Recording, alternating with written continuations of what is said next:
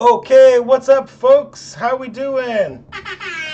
Continuing along here. First, let's see. Let's take a look at these learning goals, and let's keep track of where we're at here in this chapter. Thus far, we've done learning goal number 1, introduction of intermolecular forces and all the various types. We've done learning goal number 2, which is basically thinking about how intermolecular forces play a role in boiling points.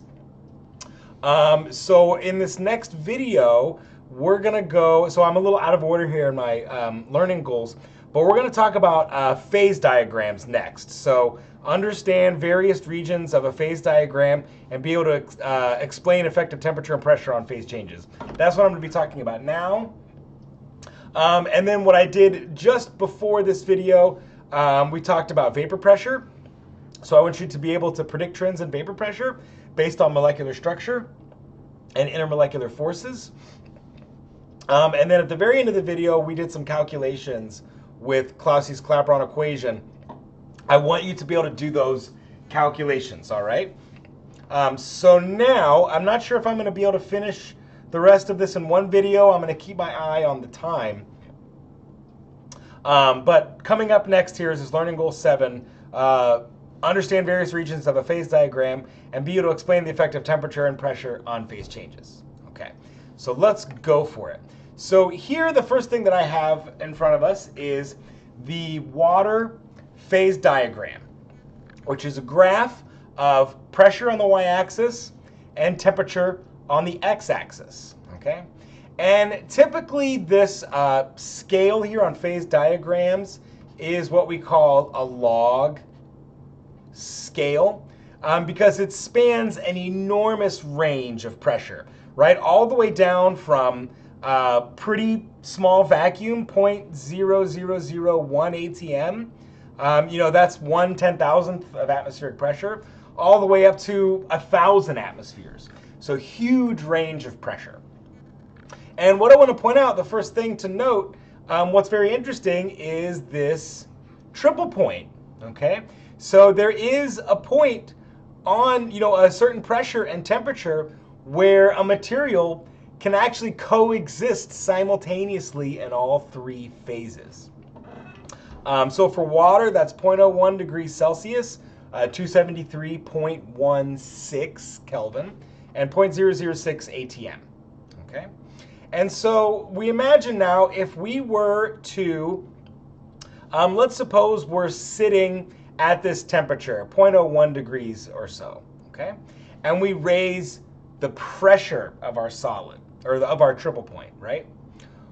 Well, we will follow this line, and as it turns out, if we were to just raise the pressure directly, we would just have a liquid, okay?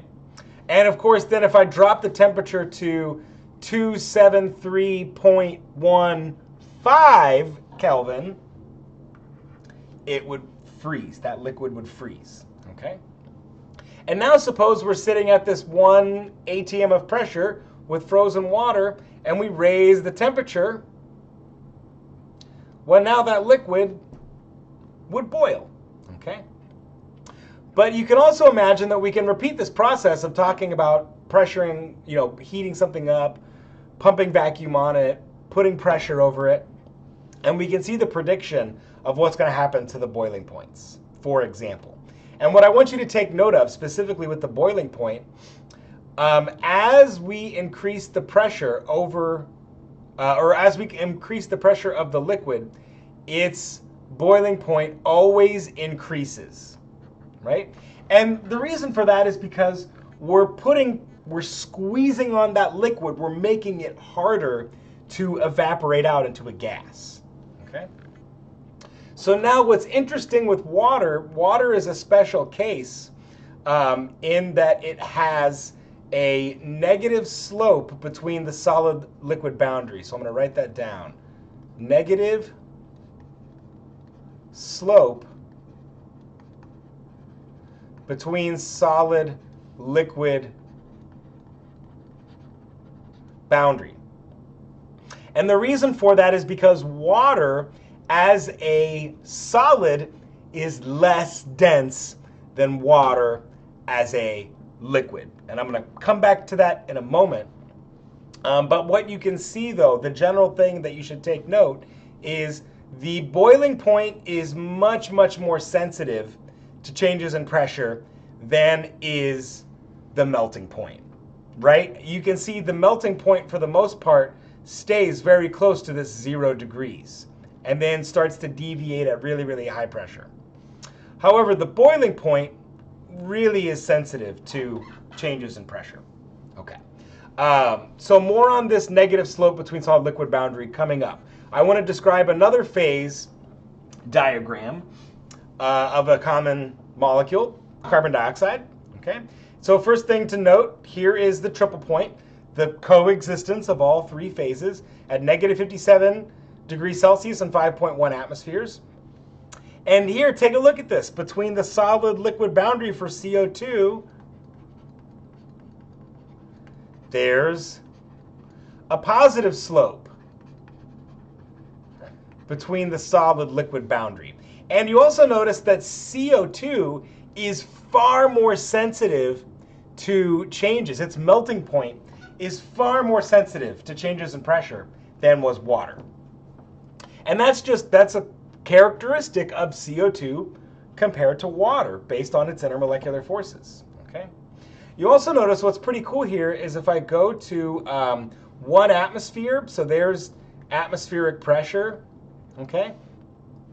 CO2, you notice here at atmospheric pressure, it completely bypasses the liquid phase because CO2 exists as a liquid way up here.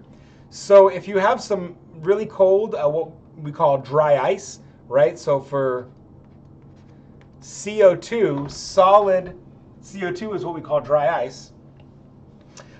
If we're sitting at some very cold dry ice and we start to warm it up at 1 atmosphere, right? Notice we pass this sublimation point at minus 78 Celsius. And if we were to keep heating it up at atmospheric pressure, it just stays as a gas through an enormous range of temperature change. Okay. So this is why we observe CO2 to sublime at room pressure. What's also interesting in CO2, and water also has this phase called supercritical fluid, but as it turns out, CO2's supercritical fluid phase is very easy to get to at roughly 31 degrees and 73 atmospheres. So what is a supercritical fluid? Well, I've got a really cool video that I'm going to share with you. Let's watch this thing together, and I'll describe what's going on. You can see the CO2 is starting to boil in there. So this guy basically has a little chamber filled with carbon dioxide, and you can see there's the temperature of it. And it's hard for us to read what the pressure is, but he's getting really close. Now the boiling is pretty much stopped. You can still see some density changes in the liquid there, but at this point there's no. Take a look at what happens. And the transition from the liquid to the gas phase in there is almost gone. So let me give it another shake.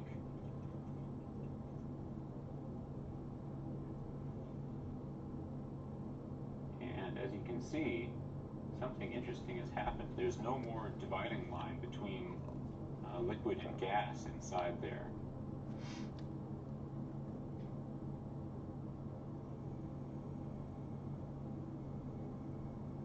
So I'm going to unplug the heater. So I think he's gone a little past the temperature of the supercritical fluid phase.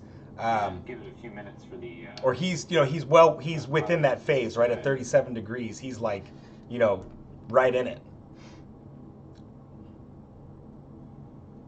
So as you can see, what we're left with here is one phase basically inside the chamber. The CO2 has gone supercritical, meaning that the density between the liquid phase and the gas phase eventually became so similar that they blended together. So it's all one continuous phase in there now. Now to transition back, what I'm going to use is just a piece of dry ice, and I'm going to hold it against the aluminum on the outside here to bring the temperature down quickly. So check this out. So now he's cooling it down, and you can see the temperature dropping. Look what happens to the phase. surprisingly, this actually works better with just water ice, since it melts and makes a nice contact between the aluminum and the ice cube. As you can see, we're back to 2 phases. So that's liquid CO2 on the bottom So and this chamber by gas phase CO2 on the top. Disc. Okay, so I'm going to link this video into the playlist because it's really cool. He talks about how he built that thing, how he built the device. So these supercritical fluids are awesome. So they are phases in which the gas and the liquid are indistinguishable. They have the same density. So supercritical CO2 specifically is quite remarkable as a solvent. It actually works really well at dissolving biological stuff such as hops and cannabis. Maybe those of you that are in the know have heard about supercritical CO2 extraction. So because it has this fluid phase, right? It's kind of got properties of a liquid, but it's also got properties of a gas. It does really well at extracting THC out of the flower, out of the plant. It also does really well at extracting other flavors, other natural flavored molecules present in things such as hops and barley. So if you get into industrial chemistry at all in your jobs and you want to do that in the food industry or the cannabis industry, there's room for that. There's a lot of people that are applying scientific minds to those food and cannabis industries, so it's kind of cool. Actually, it's not cool at all. It's quite warm, right? It's 31 degrees. Okay, moving along. So more on comparing this solid-liquid boundary. Okay, so here is my CO2 phase diagram, and here's my H2O phase diagram, and I put them side by side as a comparison, okay? And so I want you to be able to identify like various regions of a phase diagram, so I've left these blank because that's one of the things I want you to be able to do. So we note that the gas occurs down this region, followed by the liquid in this region, followed by the solid in this region. On an exam, I'm not going to give you these nice colored regions. I want you to know where each phase exists. So here, this would be the gas, liquid, solid, and we can see this region right here would be the supercritical fluid phase. And so now you notice here for water that negative slope that I talked about, right? The negative slope between the liquid and solid phase, and for CO2, it's a positive slope. That's an indicator of the difference between the density of the solid and liquid phase. So for example, the density of ice, so ice density, so I know this one off the top of my head. I don't think I know the CO2 density off the top of my head. So it's 0.9 grams per cubic centimeter for ice, and as you know, H2O liquid is 1.0 gram per cubic centimeter. So it's one of the only things in the universe whose solid phase is less dense than its liquid phase. And so even though that might not be totally obvious why that makes a negative slope here on the phase diagram, that is a characteristic that we observe, okay? So in other words, when you look at how the melting point changes with pressure, as pressure increases, the melting point decreases because it's less dense, it's solid phase, it has room to get compacted even more, okay? Which allows it to exist as a solid at even lower temperatures.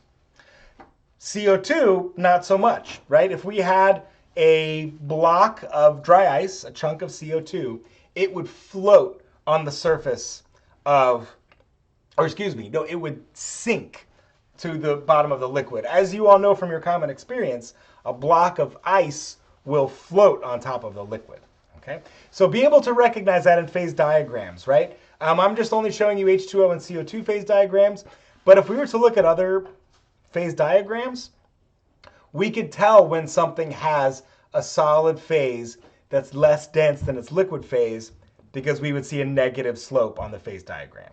Okay? And so the last thing I'll say about phase diagrams, connecting this to what we talked about with vapor pressure, let's go back. So I just want to show you these vapor pressure curves here that we talked about, right? So these vapor pressure curves are exactly the same as the curve on the phase diagram, okay?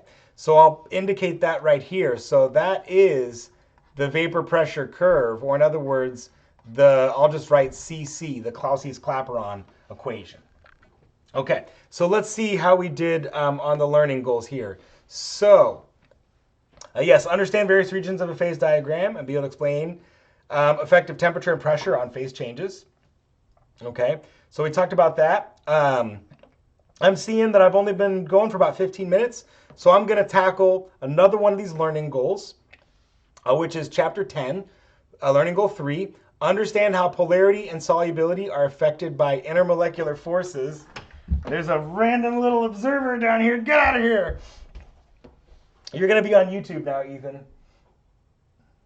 Say hi. Okay, what do you want?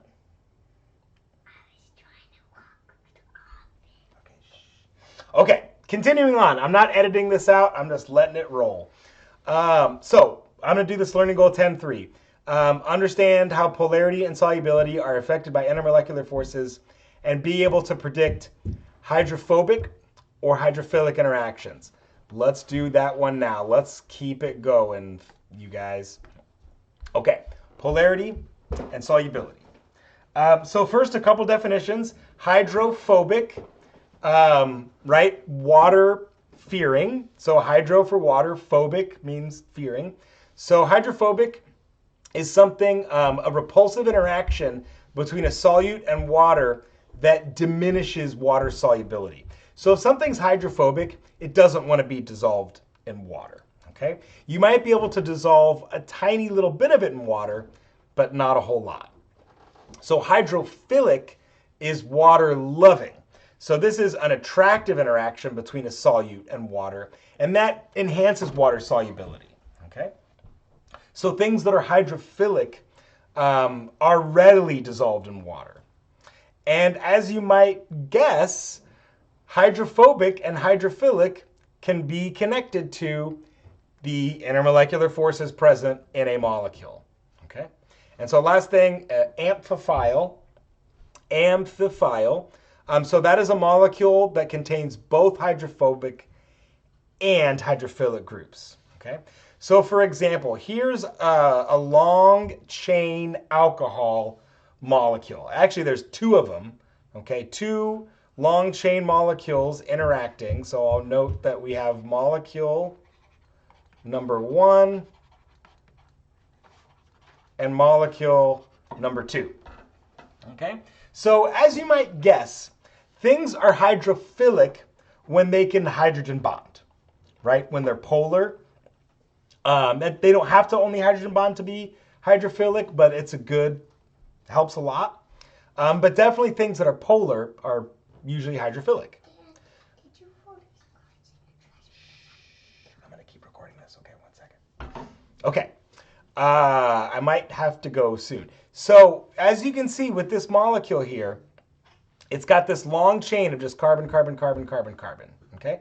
That makes it very much like the octane molecule that we talked about, right? They're these long spaghetti noodles that can kind of get tangled up.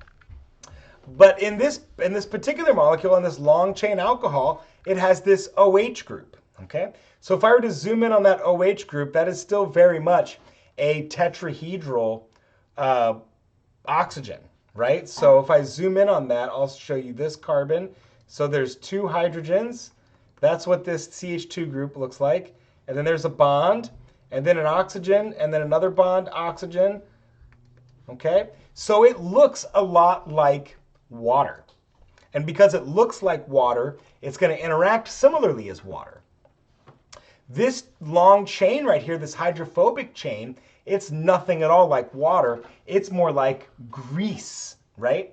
So these amphiphilic molecules, I'm going to skip a couple slides, they do really well as what we call surfactants. Okay? Or commonly soap. Okay? As it turns out, soap molecules have these nonpolar greasy tails, and these hydrophilic, sometimes even ionized in some particular surfactants, these hydrophilic head groups. And so these work really well as soaps or detergents because this end of the molecule can really get in there and attract to things that are hydrophilic. But this greasy part of the molecule is really good at interacting with grease and non-water soluble things. So when you have a molecule that contains both of those functionalities, it works really well as a detergent or as a soap, okay? And so where this is connected to solubility, so if we imagine, let's say, a water methanol solution, okay? We know water looks like this, okay? Methanol, on the other hand, looks like this. So meth being one carbon. Okay, so that's what methanol looks like. So methanol is very similar to water, okay?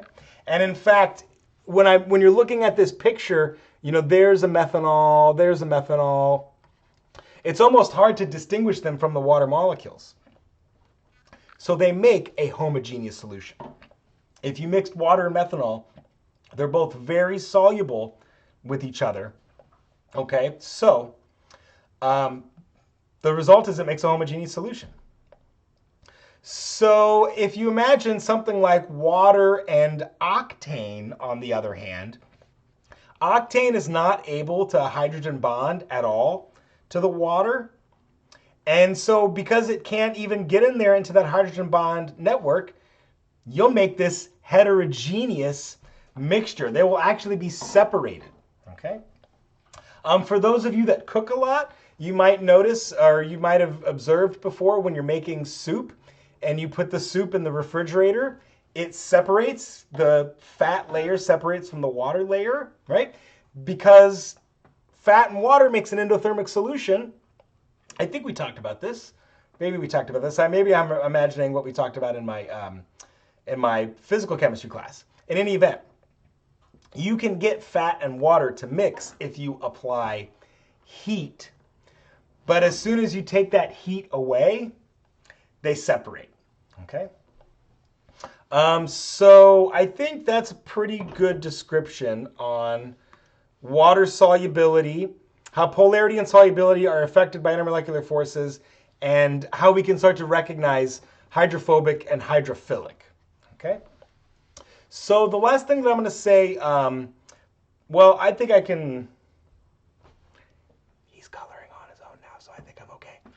So the last thing that I'm going to do, I'm going to keep going because he's occupying himself. I'm going to cross off some of these learning goals. I'm going to cross off this one. So we met as all the Chem 109 instructors decided that we weren't going to worry about this section to save time. So really, I'm almost done here. You can see this last thing that I want to talk about is being familiar with the van der Waals. Be familiar with the van der Waals force and how it plays a role in things like surface tension and capillary action. Okay, so I think I can do that. I've only been talking about 25 minutes, and that'll wrap up this chapter. Okay. So the van der Waals force. So we commonly think of the we commonly think of the van der Waals force as like its own individual force, but that's incorrect. So we commonly think of the van der Waals force incorrectly. The correct way to think of the van der Waals force is it's really all intermolecular forces available between molecules. Some molecules are quite large, and they're actually able to take advantage of many different types of intermolecular forces, especially if it's amphiphilic, right? Some molecules don't have that ability. So in any event, when we kind of think about the sum total of all intermolecular forces, the dispersion forces, the hydrogen bonding, the dipole-induced dipole. We kind of think of that as a whole as the van der Waals force, okay? And so the biological world, I'm going to show you some really cool stuff with biology, very briefly, biology. So the biological world has really figured out how to take advantage of the van der Waals force. It's exceedingly good. I hope I have the picture. Yes, I got a couple pictures. One picture that I just realized I don't have in here, which is a shame. Any of you ever seen a gecko, like, smash its hand, right? Climb up a glass wall? How does it do that? It's the van der Waals force, right? It's not like, you know, like busting into the glass or whatever. That would be really hard for it to do.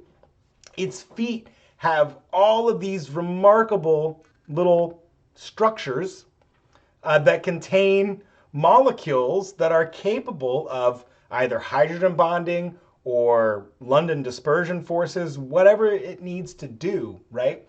Those suction cups stick to the surface via the van der Waals force, okay?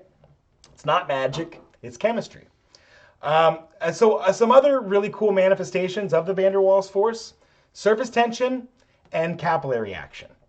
So surface tension is the energy needed to separate the molecule at the surface of a liquid. What does that mean? Well, if I have a liquid or just any type of interface, like let's say this is gas and this is liquid, okay? And I have a molecule and I'm trying to bring that molecule either up or down through that interface. So I'm trying to evaporate maybe a gas molecule out, or maybe a gas molecule is trying to come back through.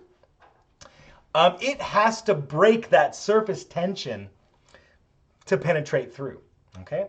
And as it turns out, for molecules like water or other molecules that contain really large intermolecular forces, particularly hydrogen bonding. Hydrogen bonding is a big one for surface tension. It can make the surface incredibly difficult to break through. And in fact, if you imagine jumping off of a really tall height and slamming on the surface of water, right? In some cases, you could kill yourself because there's such an enormous force required to separate those molecules at the surface that surface tension can give quite a huge impact, okay? If you've tried to belly flop from the high dive, you know what I'm talking about. It's the surface tension that was painful against your torso. Another really cool phenomenon, capillary action. The rise of a liquid in a narrow tube as a result of adhesive forces between the liquid and the container. So adhesive forces are what we call the forces between a molecule and its container. Okay? So here's pictures of all of those things. So the water strider, right? They've figured out how to take advantage of surface tension in the opposite way, right? They can spread themselves out really well, right? They don't change their mass at all. They've just spread themselves out, or spread themselves out so far that they're not putting a large force on any one spot. Much like the high divers, right, will try to make that really narrow point that helps them break the surface tension. So the water strider does the opposite. It really spreads itself out, and it can float on the surface of the water, okay? Or like when we see, you know, an object like a metal hair clip or something like that floating on the surface of the water. So this picture is kind of showing you, right, all of those hydrogen bonding places. That hydrogen bonding network is really difficult to penetrate. So here is a consequence of cohesive forces. Cohesive forces. The classic meniscus that you observe in liquids like water.